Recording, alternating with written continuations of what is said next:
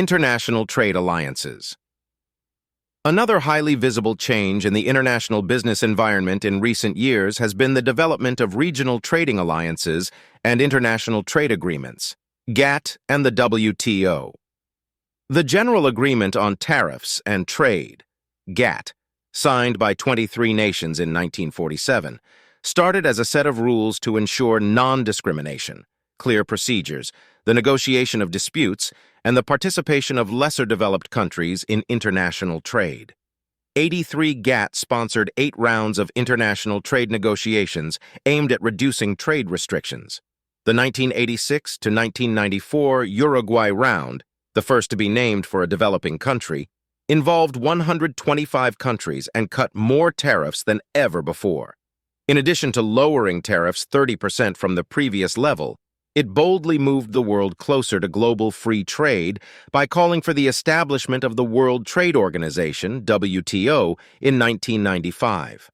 The WTO represents the maturation of GATT into a permanent global institution that can monitor international trade and has legal authority to arbitrate disputes on some 400 trade issues.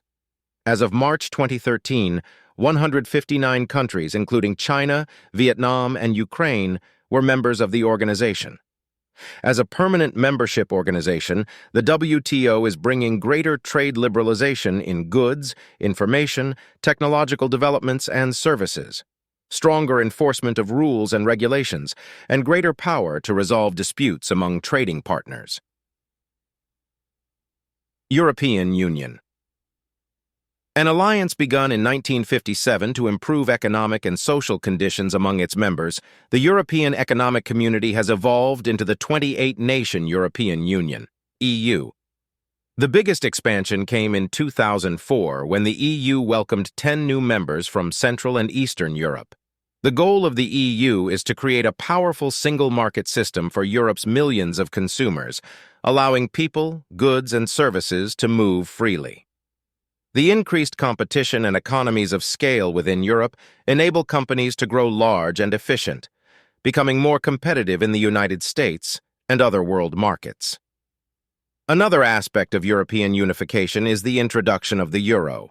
Several member states of the EU have adopted the euro, a single European currency that replaced national currencies in Austria, Belgium, Cyprus, Finland, France, Germany, Greece, Ireland, Italy, Luxembourg, Malta, the Netherlands, Portugal, Slovakia, Slovenia, and Spain. North American Free Trade Agreement, NAFTA. The North American Free Trade Agreement, NAFTA, which went into effect on January 1, 1994, merged the United States, Canada, and Mexico into a single market. Intended to spur growth and investment, increase exports, and expand jobs in all 3 nations, NAFTA broke down tariffs and trade restrictions over a 15-year period in a number of key areas.